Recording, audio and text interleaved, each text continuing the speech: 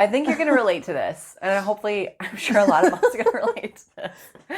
When you have no sleep, you are a different person. Okay. I think that's something maybe I didn't quite expect, is how much rage I could have within me on like very little sleep.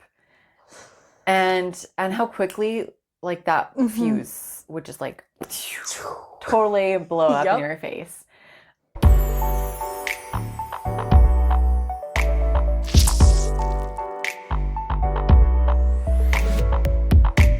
All right, so Sarah. Yeah. Tell me how your sleeping went the first year postpartum. Well, loaded question. There's a lot of ups and downs from the first year. And I think your expectations going into the first year are often wildly different than the realities. Say that again. But it was interesting because the first week postpartum, I was just riding the high of my birth. And I was like, I don't need sleep ever again. This is amazing. This is what everyone's always told me, is that when you're a mom, your body just adjusts. I was like, this is miraculous.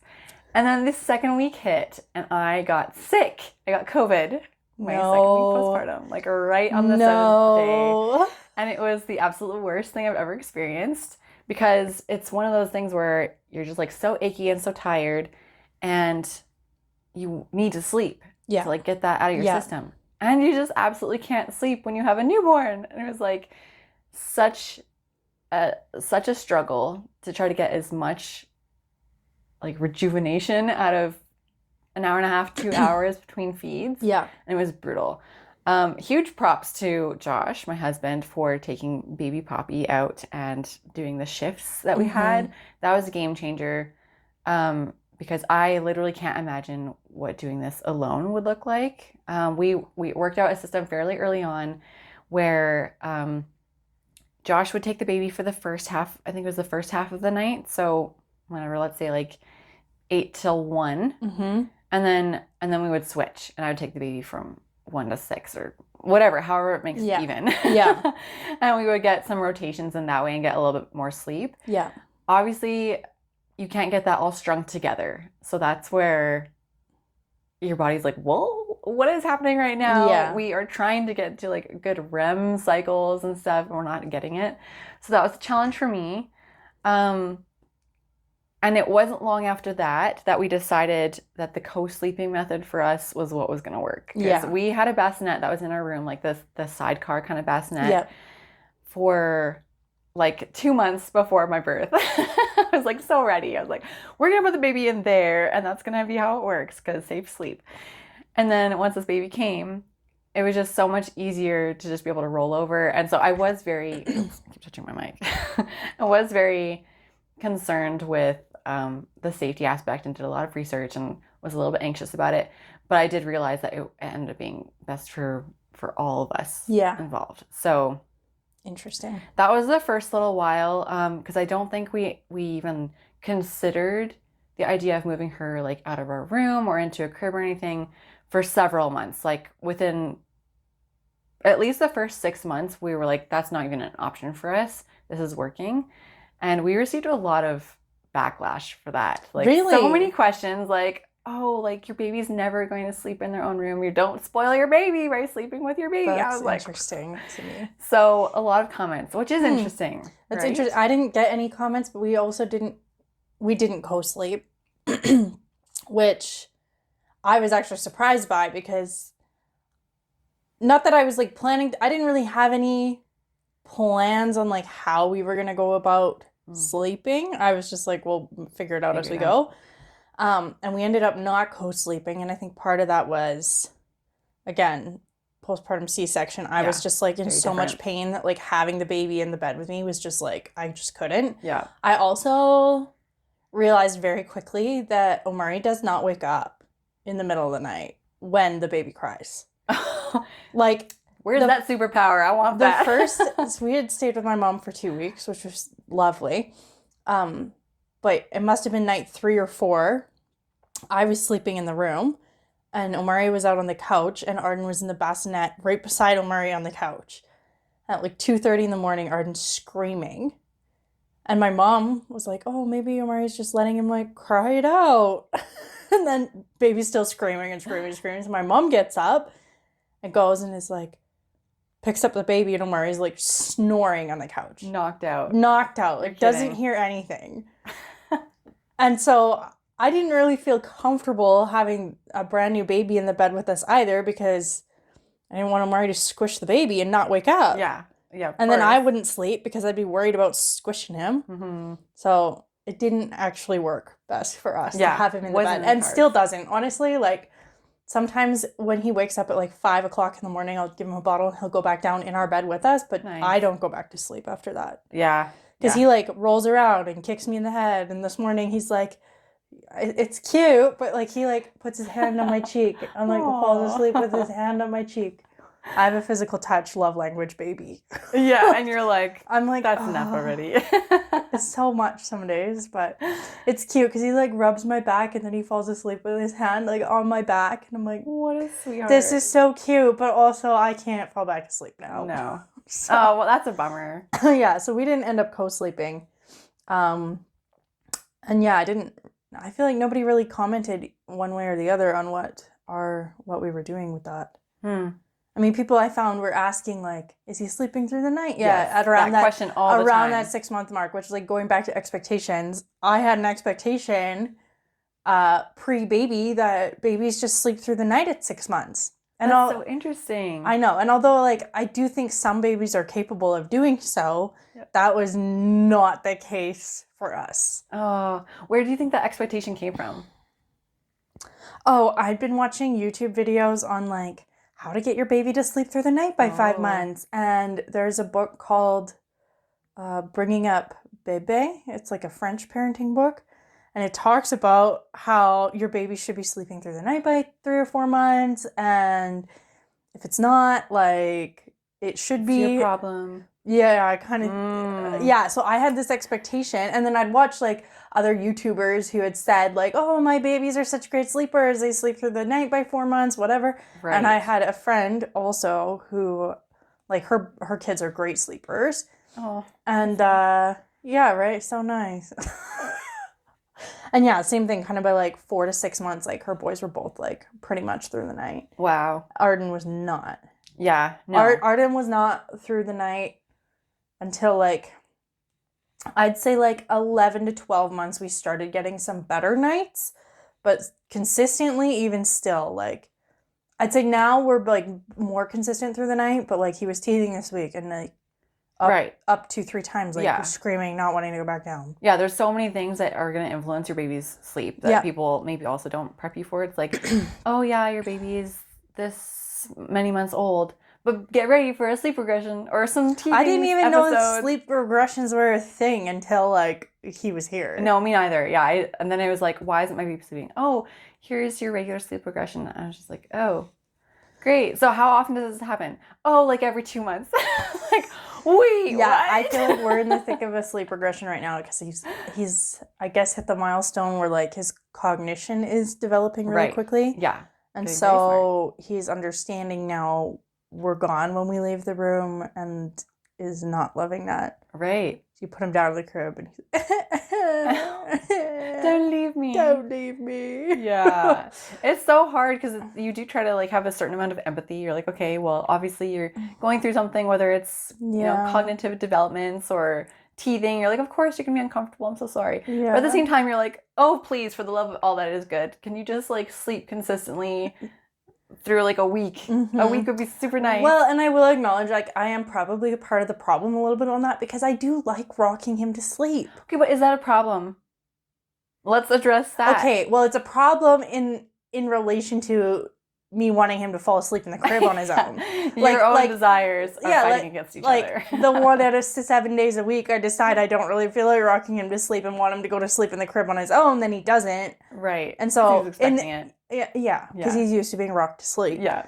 And so, like, in terms of, like, I guess, training, whatever, him to sleep on his own, him being an independent sleeper, like, rocking him to sleep isn't in support of that. Right. Goal, outcome. Right, that makes sense. But I wouldn't say it's, like, it's not a problem, it's just not helping him sleep independently. Yeah. Do you know what I'm saying? Yes, yeah. And so, but like I like rocking him to sleep, and I just feel like he's the only child that I will get to do that with. Yeah, your first is the one that you can like focus in this capacity, anyways. Focus all your attention on your first child. Yeah, like I probably with my second child won't just sit in the rocking chair and rock them through the whole nap. Mm-hmm. I mean, I don't rock him through the whole nap anymore, but like I will sit there an extra 5 minutes and just rock him and be like, "Oh, you're so cute. I love you when you're sleeping. You're so nice and quiet. You're so peaceful when you're sleeping." Yeah, it's funny. That's something that there's so many like different opinions on is whether or not you're going to train your child a certain way, or if you're spoiling your kids by training them or not training them how to sleep, or if that's even possible. I've also heard a lot of articles say like, don't go ahead with the attitude that like your child is like a pet that you can like train because their brains are so different. And I felt like there's just like so much contrasting information. Yeah. That something that really grounded me as a mom was following my intuition. Yeah. And like what was best for our family and my child. Yeah. Because going into, especially like you're saying around that 6-month mark, and the voices of like, don't spoil your kid, like don't keep co-sleeping, all these were starting to get a little bit louder around that time. Which is funny because 6 months is so young still. It's like wild. But I had to like turn off the noise. I had to stop following people who were giving like, programs on how to sleep train your kid or that sort of thing. And I had to stop like Googling articles and just say, okay, I'm not fully comfortable right now with putting my child in another room. And whether or not that was like completely valid, like it doesn't matter because that's how I felt. Yeah. Right. And like whatever was going to bring me and my family the most balanced, like comfort, I guess, is the best way to put it. Because we wanted to be safe and B wanted to sleep. Yeah. We're like, those things are top priorities. Yeah. And so by the time Poppy started to like roll and stuff, then we were like, okay, so how do we navigate that? Because I still wasn't at a completely comfortable spot where I wanted her out of the room, but she also wouldn't sleep in a bassinet because she was getting a little bit longer for it. Yeah. Well, and they can't sleep in a bassinet once they're rolling anyways. Yes, exactly. Yeah. And we were still doing night feeds and stuff like that, and it was just so lovely to just be able to roll over and feed her. Yeah. And so we ended up putting like bumpers on the sides of our beds. Yeah. And that worked really well because then it eased my anxiety. She wasn't going to roll out of the bed. Okay, here's the nitty-gritty part of momhood. Nobody will admit it, but your child will probably fall off the bed at some point. Oh, mine's fallen off the bed. The other morning, oh my God, I felt so bad. This is pre-bumper. We still don't have a bumper. Usually he sleeps in the middle. He's old enough now though, right? Like he kind of is aware. I don't know what the heck he was doing the other morning, but it was early, but not that. It was like 7. And I was just drowsy still. So I think I had drifted off back to sleep. And I didn't realize Omari had gotten up. Oh no. And then all of a sudden you hear this douche. Oh. As soon as you hear that thud, your heart just like drops. No. And he tries to reach onto the bedside tables and like Poppy does the same thing. He'll grab Omari's water bottle and drink Omari's water and play with the TV remotes. And I think he must have just stretched too far and just boosh onto the floor. Yeah. I felt so bad. And you do, because you're like, oh my gosh, I was like shirking my response. At least I'll speak for myself. When Poppy fell off the bed for the first time, I was just like, oh my gosh, how could I? Like, but it just happened so fast, especially when they're kind of like in that mid, like kind of knows how to roll, kind of doesn't though. Yeah. Right? You kind of like don't know what to expect. Yeah. It's just one of those things you're just like, you feel horrible. And then maybe you hear an experience from another mom who's like, oh yeah, it's happened before. It's okay. Obviously, your kid is probably going to fall off the bed at some point. Yes. Obviously, like, check and make sure that they haven't, like, severely hit their heads or anything. Yeah. But just let that be known that you are not a bad mom if your child falls off the bed once or twice or a couple times. Do what you can to be safe. My mom goes, babies bounce. That's what my mom says, too. Everybody I've ever heard, when I said that my baby fell off the bed, that's what they said. And it made me feel a lot better. Yeah. But yeah, obviously be safe. So we used bumpers. You guys don't use bumpers, but that's fine because you also put Arden in another room for the most time. He doesn't usually sleep with us, like I said. Exactly. Like, he's typically in his crib in the other room. Yeah. And I don't know, that just seemed to work best for us kind of off the hop. When you moved into his crib, what was it like consoling him to sleep? Was he pretty good at going down into his crib by himself? Well, usually, like, honestly, he was in his crib at like 4 weeks. Nice. Because there 'Cause was, you needed well, to. no, it was actually just because, like, he was in a bassinet, but then there was one night I had put him down in his crib, which was literally on the other side of the wall from us. Like, in the Right. place we were living, it was like bedroom door, and then like tiny little thin wall. Paper and so we wall. just left the bedroom doors both open. Like, he was still like 4 feet away from Yeah. me, honestly. Yeah. And he just slept better in there. Yeah. So we were like, cool, let's just roll with it. That's great. Yeah. And then when we moved, it ended up like there just wasn't space for the bassinet. And actually, the crib wasn't set up either. Like, there was a few weeks he just slept on a little mattress pad on the floor. That's perfect. Because that's what worked. Yeah. He's not moving or anything. No, he wasn't moving at that point. And yeah, so typically it would look like night feeds. I would get up, feed him, change his butt, feed him again. And by that point, he was out. So you just go back down. Awesome. Yeah. That's great. Did you find a period of time where like that little routine didn't work for you anymore? Where he started to get more aware and you'd have to like pat him down? No. Oh. No, actually. Lovely. Typically, I feel like it was just like feed to sleep. That's so great. I actually, now that you say that, I do remember when we were starting to become friends and we were walking in the mall once. And I think our kids were, well, at least Poppy was probably like 4 months old or something like that at that point. And you're like, Arcely, how is Poppy sleeping? And I was like, we're still up every like 2.5 hours. 3 hours. And you're like, oh. And I was like, how's Arden sleeping? You're like, oh, it's fine. Like his stretches are getting longer now. And I was just like, is that ever going to happen to me? And I remember just feeling like, okay, kind of what you're saying earlier about you kind of had this expectation. And it was, depending on who you talk to, it was like either, oh, it will get so much better. Because for you, Arden's a couple months older. So I had this like positive, okay, in a couple months when her development's a little bit further ahead, it'll get better. But then I also had an experience once where I was out at my orchestra rehearsal and we were talking about just things we were looking forward to in the future. And I kind of mentioned offhand that I was looking forward to my baby at some point sleeping through the night. And this lady turns to me and she's got a couple, I think, younger kids, like 8 and 10 or something like that. And she says, my kids have never slept through the night. And I was just like, great. Awesome.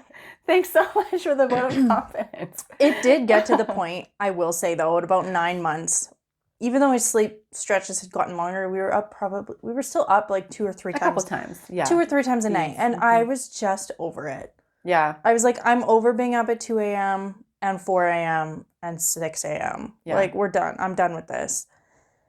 And then we did sleep train it because I was just like, I can't do this. I can't do this anymore. Like, I'm tired and exhausted and this isn't working. So. Yeah. And you are capable of sleeping longer than this. You're just not, because I get up and feed you. Yes. Well, and that's something to address too, is like, while it is important to like maybe drown out the noise, sometimes it can be helpful to read people's experiences when your babies are at a developmentally appropriate age to start to have some habits. When you feel like it's not, like when what you've been doing isn't working anymore, I think it's totally valid to search out other options and resources. Yeah, totally. Because similarly, Poppy had a soother for a while.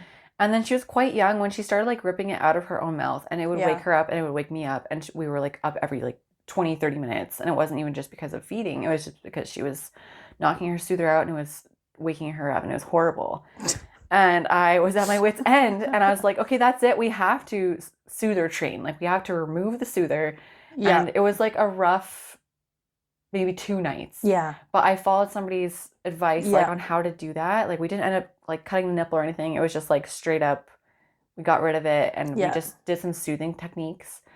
And then it was over. And I was like, why haven't I been doing this so much longer?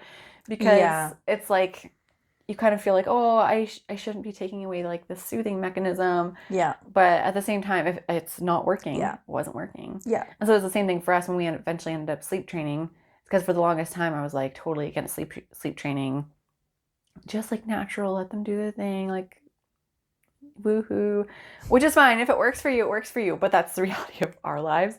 It eventually got to the point where it wasn't working. And Poppy was doing the same thing Arden was doing. Yeah. And waking up at right on the dot. And to this day, she's very punctual. I don't know where she gets that from. It ain't me. But it's like specifically at like 2, 4, 6 or what have you. And I was like, this is becoming a habit. It's not a like... It's not like you don't need naturally to waking eat. up.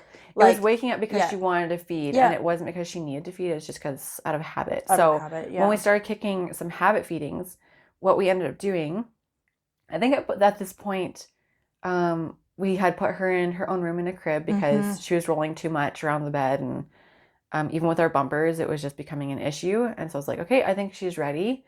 So we moved her in. Same thing. It took like maybe 2 or 3 nights for her to get used to it. But what we ended up doing was, I told Josh, I was like, okay, if we're going to kick night feedings, or at least these habit wakings, and if we're going to keep her comfortable in her own room, I need you to be on board as a partner. And he totally was. He was like really good about it. I said, you need to go in and like console her more often than I do, because as soon as I go in, mamas will know that baby can smell milk a mile away. It's so true. You've got boobs that have milk in them. I'm going to take them. Yep. So if you're trying to console your baby, try to utilize any other support systems that you have to go in and soothe that baby, because if you go in, that baby's going to be mad because she's not getting milk. And that was game changer for us, was having some support that would go in and try to like soothe Poppy down before I would go in and nurse her. Because after a few times, like if she wasn't going to go down, then I would nurse her down sometimes. But enough to break the habit where it wasn't like it wasn't consistent for her to expect it. So So speaking of, now we've talked about like kind of what our nights were looking like. How are you functioning on no sleep? And maybe let's get into some things we regret doing or not doing while sleep deprived, because that be real. Oh, I think you're going to relate to this. And hopefully, I'm sure a lot of us are going to relate to this. When you have no sleep, you are a different person. Okay? I think that's something maybe I didn't quite expect, is how much rage I could have within me on like very little sleep. And how quickly like that fuse would just like totally blow up in your face. The mom rage was real. And that's like a totally real term, is mom rage. And if you feel like you're connecting with that term, go and Google it more, because it is like an explosive, kind of out of control feeling that I think is mostly triggered by a lack of sleep, not enough communication with your partner, maybe some lack of boundaries, feeling some grief over your past life, partnership roles, things like that. So there's a lot of things that play with mom rage. But the biggest trigger for me was for sure sleep. And so my biggest regrets was how I was reacting around my baby. But I'm also not going to give myself shame for it, because it's just very common. And it's almost akin to like postpartum depression, where you just like, you can't blame yourself. It's a physiological response to the situation that you're in. But yeah, I would wake up with this baby and just be so frustrated that she was waking up so much, and feel like this rush, this heat that would like go up my throat, into my face. And it was almost like my body would like tingle, and I would sit up and just cuss.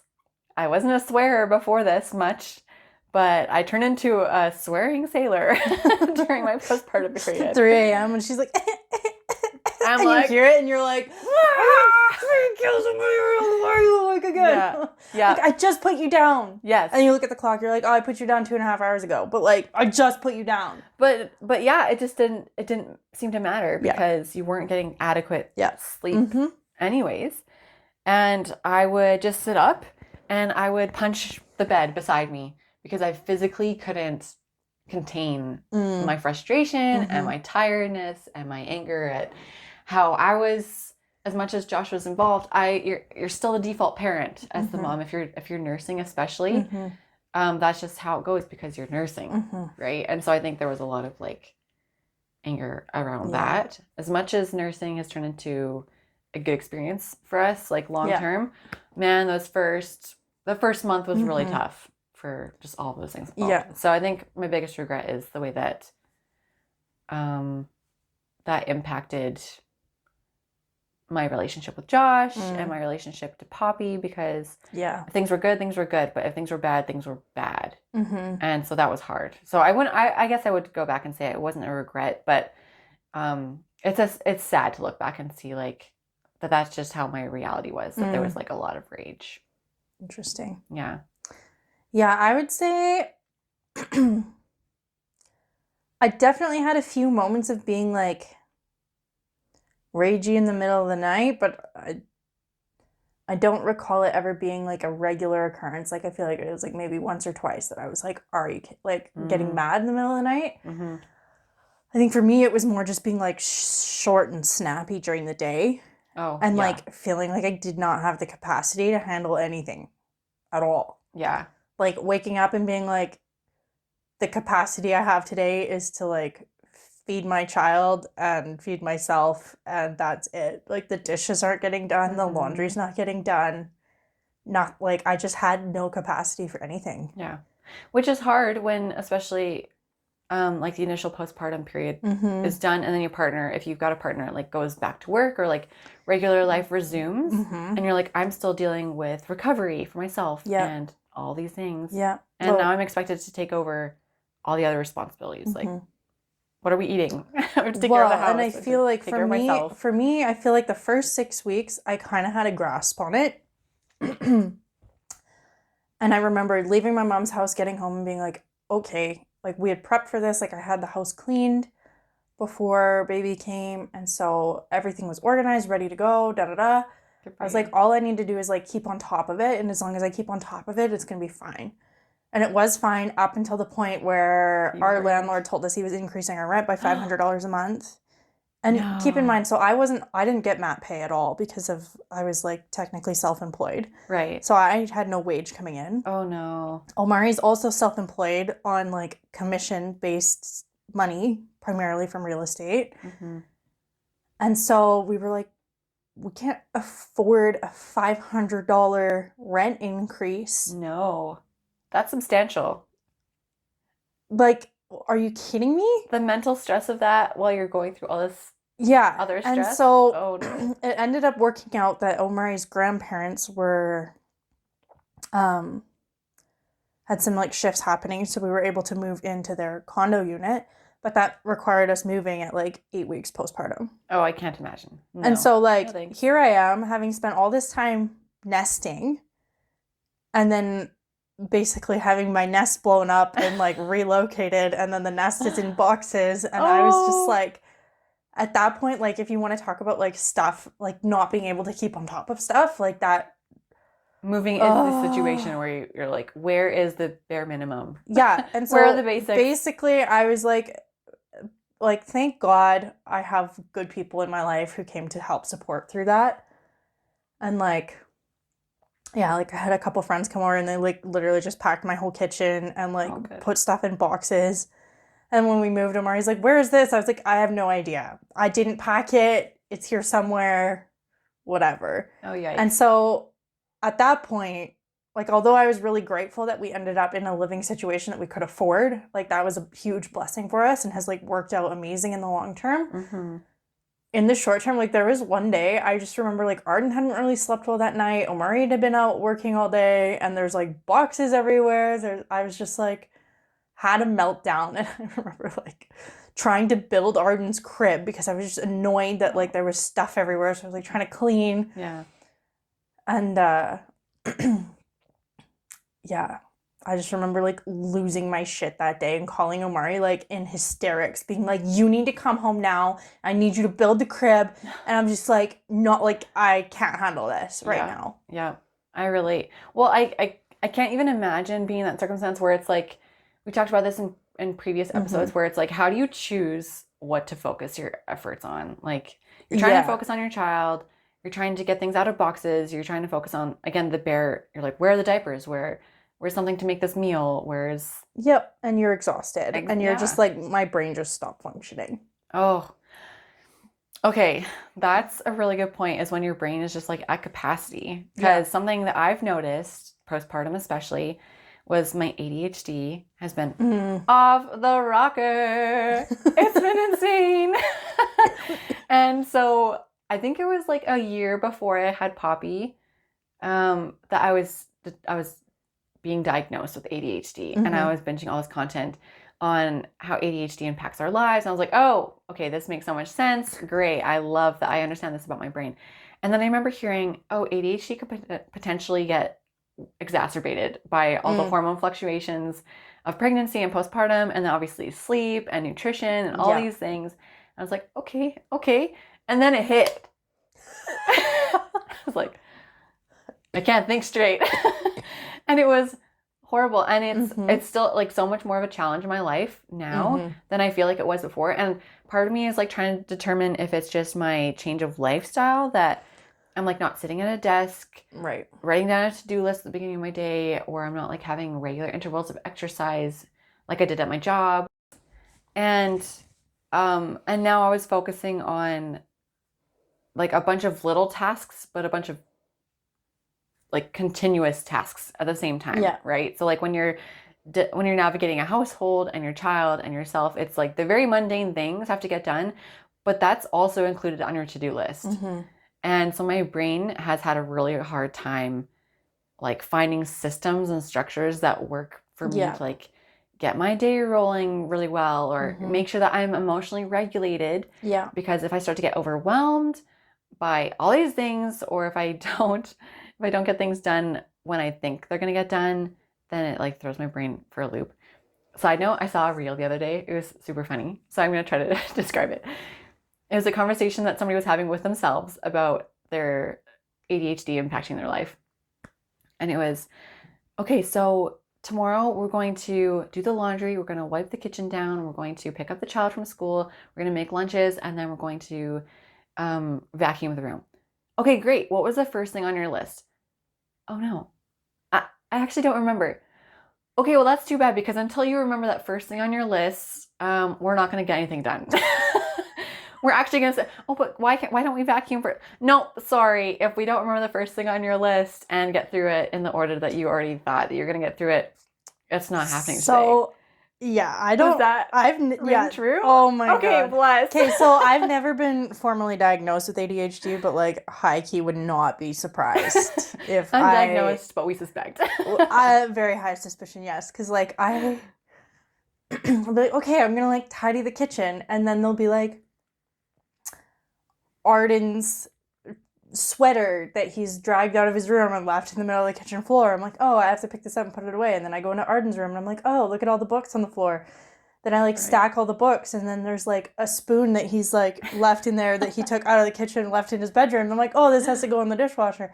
It's like, bring it back, put it in the dishwasher, and then I like see something like sunglasses on the counter. I'm like, oh, let me put this in my room. And then there's clothes all over the floor, so then those clothes have to go in the laundry. And then I'm like, yo, I didn't get anything done because I just like moved a bunch of items to Right. different rooms. But like, Which makes it feel so much worse. I know Mari's always like, I don't understand why you have to do these deep cleans of the whole house. And I'm like, because I can't, I like, it's so hard for me just to focus on one room. Yeah. Because I have to like Amen. reorganize everything. And it's especially bad now that I have a child who pulls things from one room, moves them to the other room, and then leaves them in the middle of the floor. It's like the old story of like, oh, you want to like use a whisk? Better go check the laundry room. Yeah, for your whisk. I like literally. I laughed yesterday because Amari's emptying the dishwasher, and then all of a sudden, I see him throw. We have like a pair of like silicone tongs. Oh yeah. That Arden really likes to play with, and all of a sudden he's emptying the clean dishes out of the dishwasher. And I watch him like throw these silicone tongs that Arden always plays with into Arden's toy bin. That's scratched off our utensils list. It's now a toy. It's now a toy. Yeah. Apparently it doesn't go back in the drawer anymore. Yeah, but same here. We have like several utensils that are just floating around the house. Yeah. So funny. Yeah, but the reality is just that like, yeah, fatigue. You're just, okay, we're going to take it as it comes at this point, because we can't like focus on one thing over the next. Yeah. And I feel like also just like my capacity when I'm tired is just Mm-hmm. Like my fuse just gets Shot. so short, Yeah. you know? Yeah. So how do we navigate this? Looking back, did you utilize anything Yeah, so I that mean, like, I helped? think in the heat, like those first like couple months postpartum, food, like middle of the night yes. snacking, like especially those first couple weeks, like I was so hungry. Like I Me remember too. feeding Arden, changing his butt, feeding him, putting him down, and then going into the fridge and like eating an entire container of hummus and cucumbers. Wow. Yeah, ravenous, right? Yeah. Like, where does that come from? Yeah, I was like, I've never eaten this much food in my life. And then kind of as the weeks went on, like the intense like snacking kind of slowed down, and it turned into like I just have like a spoonful of peanut butter in the middle of the night. Something to tide you over. Yeah, just like something that was like a bit heavier and like whatever. Calorically dense. Yeah. Your body needs that if milk. you're nursing. I was drinking a ton of milk. Yeah. And then kind of like there got to be a point where like his wake windows were getting longer, and he'd have like a good hour of being awake in the mornings from like 5:30 till 6:30. And like to get through that, it'd be like a cup of hot tea. Costco has Aussie Bites. I don't know. Those are good. Yeah, they're like little like, I don't know. They're like oatmeal. Chia seed. I don't know. They're really yummy. Yeah, lots but of I'd have like seeds two of those in the morning and a cup of hot tea, and that would like get me through that hour of him being awake from 5:30 till 6:30. Yeah. Well, and you need something to sustain you, because I don't think I was fully prepared for like how much my body was like gonna give to nursing. Yeah. Like I lost so much muscle mass. Same. You said you liked milk. Your body is like breaking down calcium to give to your baby like nothing else. So makes perfect sense. I always found it interesting, like, what am I craving right now? Because obviously my body is needing something in this. Yeah. But yeah, you need to sustain yourself when you're tired, because your body's gonna be seeking that energy somewhere else. Yeah. I also found like showering really helped as well. Like if I was like not able to sleep, like if I was able to take like a 5-minute shower, just like something about the water really soothed my nervous system to like not be in freak out mode. Yeah. My skincare routine became like a ritual. That I was like, if I was able to like wash my face in the morning and at night, like I felt like I had accomplished something for the day. Rituals are great. Yeah. And it's like good use of the word. Yeah, and then I also found getting out of the house to be really helpful. And I know that's not everybody's case, but like I found staying at home a lot harder than being out when I was tired. Yeah. Yeah. I found the same thing. Especially my postpartum was a little bit different because the seasons were different for us. Like you were postpartum in the summer. Yeah. So I think that was probably beneficial. For me, I kind of ended up nesting down a little bit more and like really trying to like make things cozy. I found that if I wasn't like enjoying my space, then I think that's like the common link there. Is like if you're not enjoying your space, change your scenery. Yeah. So it's either like get out of your house, or for me, because it was like the holiday season, like I put up some decorations and made it cozy and cute, and just tried to hunker down. Like we were doing some cooking and baking and stuff like that.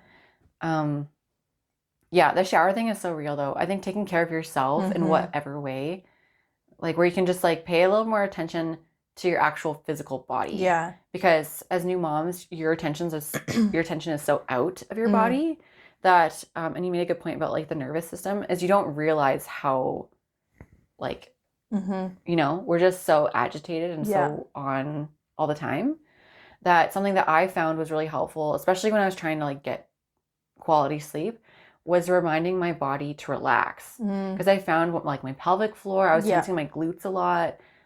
Shoulders were up by my ears. So let this be a note to everyone listening.